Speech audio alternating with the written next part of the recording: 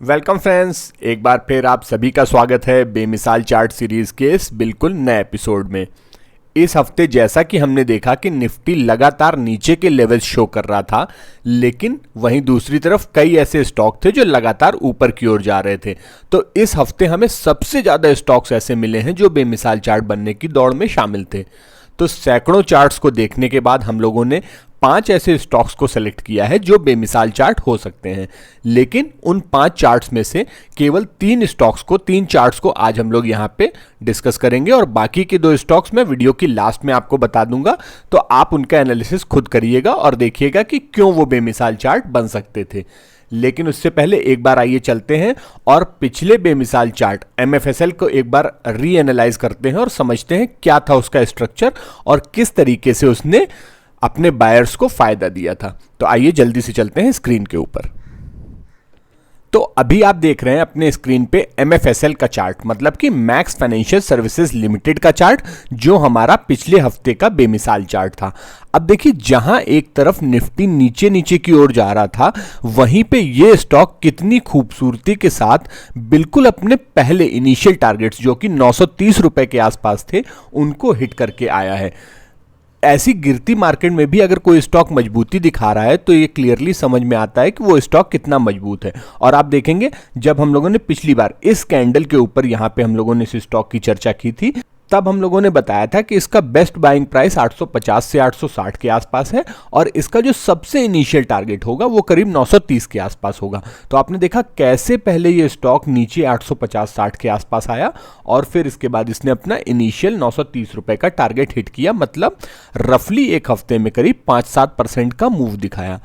अब देखिए, एक हफ्ते में ये 5-7% का मूव कोई खास नहीं है, लेकिन जब निफ्टी या इंडेक्सेस जो है वो लगातार डाउन ट्रेंड के अंदर बने हो, वीक हो, कमजोर हो, उस समय पे स्टॉक की इस तरीके की आउट परफॉर्मेंस जो है वो सराहनीय है। तो यहां से आपको ये समझ में आएगा कि टेक्निकल चार्ट की खूबसूरती ऐसी होती है कि अगर आप उसको सही तरीके से देखें तो वो हर हाल में आपको फायदा दे के ही जाता है। और आप देखेंगे ये जो स्टॉप लॉस की लाइन है ये अभी भी इंटैक्ट है। यहाँ पे आपको जो चार्ट पे ड्राइंग्स दिखाई दे रही हैं, ये पिछले हफ्ते हम लोगों ने मार्क की थी। अगर आपने वो पिछले हफ्ते का वीडियो नहीं देखा है तो आप डिस्क्रिप्शन में उसके लिंक को देखेंगे और वहां से आप जाके उस वीडियो को देख सकते हैं, जिससे आपको ये सारी एनालिसिस समझ में आएगी। चलिए, तो अब चलते हैं इस हफ्ते के बेमिसाल चार्ट्स को देखते हैं। इस हफ्ते का हमारा पहला बेमिसाल चार्ट है गोदरेज ग्रुप की एक होल्डिंग कंपनी गोदरेज इंडस्ट्रीज, और आप देख रहे हैं गोदरेज इंडस्ट्रीज का वीकली चार्ट। तो आइए सबसे पहले गोदरेज इंडस्ट्रीज के कुछ फंडामेंटल की चर्चा कर लेते हैं।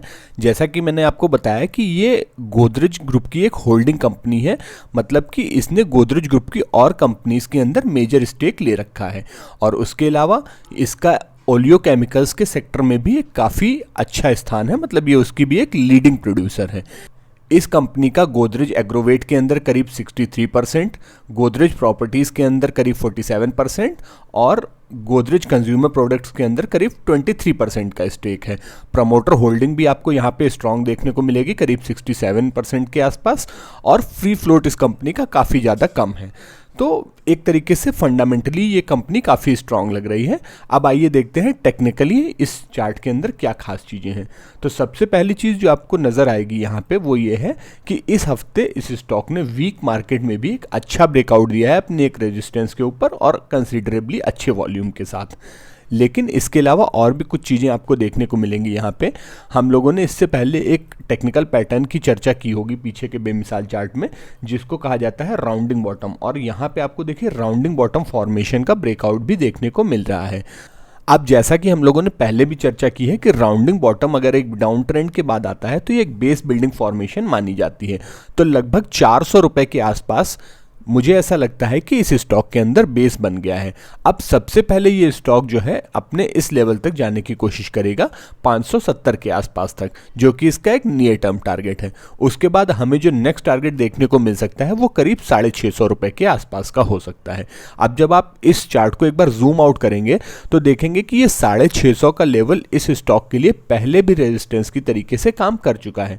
तो यहाँ पे स्टॉक एक बार जाने की कोशिश करेगा और अगर इस स्टॉक ने 650 के ऊपर का ब्रेकआउट दे दिया तो इस स्टॉक के अंदर हमें एक मेजर अपसाइड देखने को मिल सकता है। तो अगर ये 650 के ऊपर का ब्रेकआउट देता है तो उस केस में हम लोग इसको फिर से एक बार रिव्यू करेंगे। और एक तरीका हम लोगों को टारगेट निकालने का हम लोगों ने पहले भी देखा है कि हम लोग इस तरीके से डेप्थ कैलकुलेशन करके भी टारगेट को निकाल सकते हैं।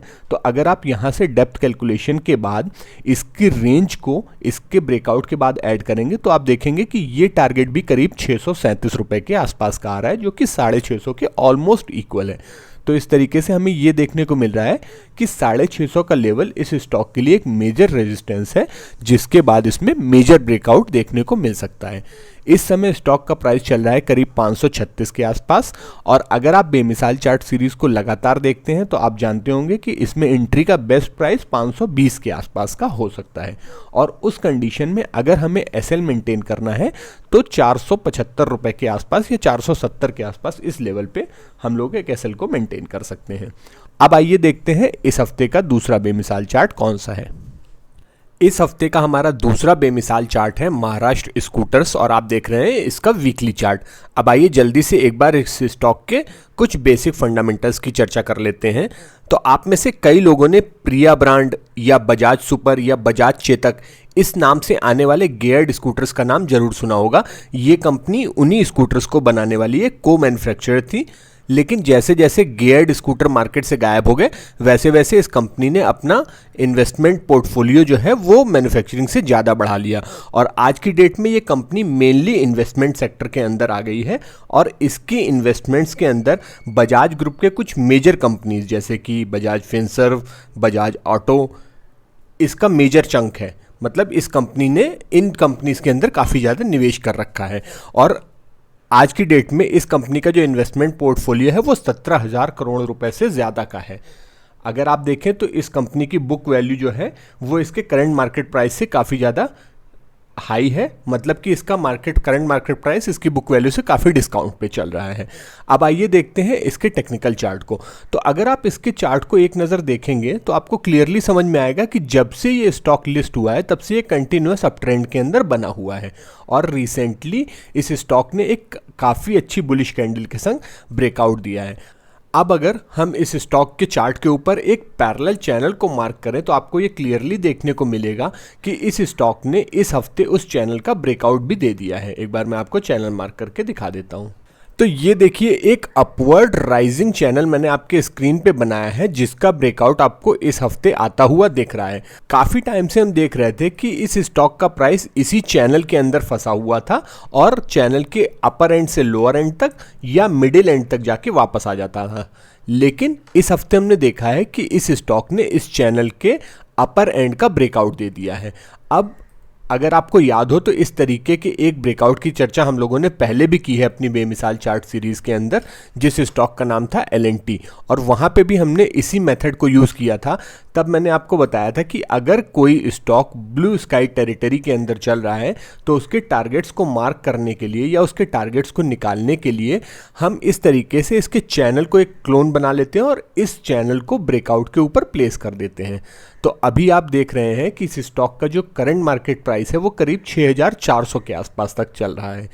तो अब इस स्टॉक की टेंडेंसी क्या होगी कि इसका प्राइस धीरे धीरे इस चैनल की मिडिल रेंज तक जाने की कोशिश करेगा। वहाँ पे जाने के बाद दो पॉसिबिलिटी हैं। पहला कि ये स्टॉक का प्राइस सीधे ऊपर की ओर निकल जाए कुछ कंसोलिडेट करके इस मिडिल रेंज के पास।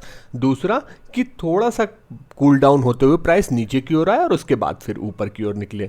तो इनिशियली अभी के हिसाब से जब स्टॉक 6400 रुपये के आसपास चल रहा है तो अभी जो हमें पहला टारगेट दिख रहा है इस स्टॉक के लिए नियर टर्म में वो करीब 7200 रुपये का हो सकता है, जो कि इस चैनल की मिडिल रेंज है। और जैसा कि आप जानते हैं कि इस स्टॉक के बाइंग के लिए जो सबसे अच्छा जोन हो सकता है वो हो सकता है करीब 6200 के आसपास, जो इस नीचे वाले चैनल की अपर रेंज है। और अगर आपको उस कंडीशन में एक स्टॉप लॉस लगाना है तो आप करीब 5600 रुपये के आसपास का एक स्टॉप लॉस मेंटेन कर सकते हैं। देखिए इस स्टॉक के टारगेट और स्टॉप लॉस दोनों ही बड़े आएंगे, क्योंकि इसका जो चैनल आप पीछे की ओर देख रहे हैं ये भी काफ़ी बड़ा चैनल था। तो अब स्टॉक जो है ऊपर वाले चैनल में जब जाएगा तो वहाँ पे भी इसके प्राइस रेंज काफ़ी ज़्यादा बड़ी देखने को मिल सकती है। अब आइए देखते हैं इस हफ्ते का तीसरा और आखिरी बेमिसाल चार्ट कौन सा है।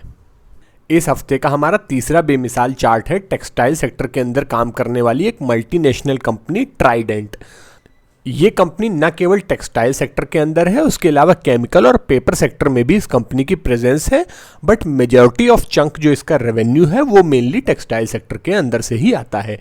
अब देखिए, इस चार्ट को आप एक नज़र देखते ही समझ जाएंगे कि ये बेमिसाल चार्ट क्यों बनाया गया है, क्योंकि यहाँ पे देखिए आपको एक क्लियर कट रेजिस्टेंस दिखाई देगा जो कि करीब 35 रुपए के आसपास के लेवल्स पे था, जिसका ब्रेकआउट इस हफ्ते इस स्टॉक ने एक बहुत अच्छी बुलिश कैंडल के संग, सुपर कैंडल के संग दिया है और वॉल्यूम्स भी आप देख रहे हैं कि काफ़ी अच्छे देखने को मिल रहे हैं यहाँ पे आपको। अब इस स्टॉक के लिए जो अगला रेजिस्टेंस हो सकता है वो करीब 42 रुपए के आसपास हो सकता है। उसके बाद ये स्टॉक सीधे 48-49 रुपए तक जाने की कोशिश करेगा और फाइनली फिर ये 57 रुपए और लास्ट में जो इसका लाइफ टाइम हाई था 69 रुपीज़, यहाँ तक जाने की कोशिश करेगा। तो ये तो अपर लेवल पे इस स्टॉक के लिए रेजिस्टेंस या टारगेट हो सकते हैं। अभी के टाइम में आप देख रहे हैं कि स्टॉक का प्राइस चल रहा है करीब 36 रुपये 70 पैसे के आसपास। इसमें एंट्री का सबसे अच्छा लेवल हो सकता है 35 रुपये के आसपास, जहाँ पे इसका ब्रेकआउट हुआ था। और उस कंडीशन में अगर आपको एक एसएल मार्क करना है तो आप ये करीब 32 रुपये के आसपास का या 32 रुपये से कुछ नीचे का एक एसएल लेके इस स्टॉक के अंदर इन टारगेट्स के लिए एक पोजीशन ले सकते हैं। लेकिन ध्यान रखें कि ये किसी भी तरीके से बाइंग या सेलिंग की रिकमेंडेशन नहीं है। हम लोग जो भी स्टॉक बेमिसाल चार्ट के अंदर कवर करते हैं वो किसी भी तरीके से बाइंग या सेलिंग की रिकमेंडेशन नहीं होते हैं। हम लोग यहाँ पे केवल एजुकेशनल पर्पस से आपके साथ अपने व्यूज़ को शेयर करते हैं। तो ये थे हमारे इस हफ्ते के तीनों बेमिसाल चार्ट। अब जैसा कि मैंने आपसे बताया था कि 2 स्टॉक और ऐसे हैं जो मुझे बेमिसाल चार्ट बनने की रेस में शामिल होते हुए दिख रहे थे, उनका एनालिसिस मैं आपके ऊपर छोड़ता हूँ। उन दोनों स्टॉक्स के नाम हैं एक्सिस बैंक और प्रकाश इंडस्ट्रीज़।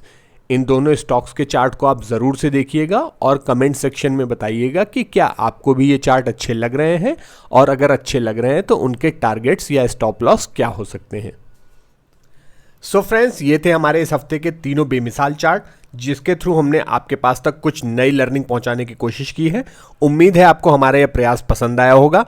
अगर आपको हमारा ये एफर्ट्स अच्छे लगे तो प्लीज़ लाइक और कमेंट ज़रूर करें और इस वीडियो को ज़्यादा से ज़्यादा लोगों तक शेयर करें, जिससे ज़्यादा से ज़्यादा लोग शेयर मार्केट के बारे में, शेयर मार्केट की लर्निंग के बारे में सीख सकें। Thanks for watching till and. Keep learning, keep earning.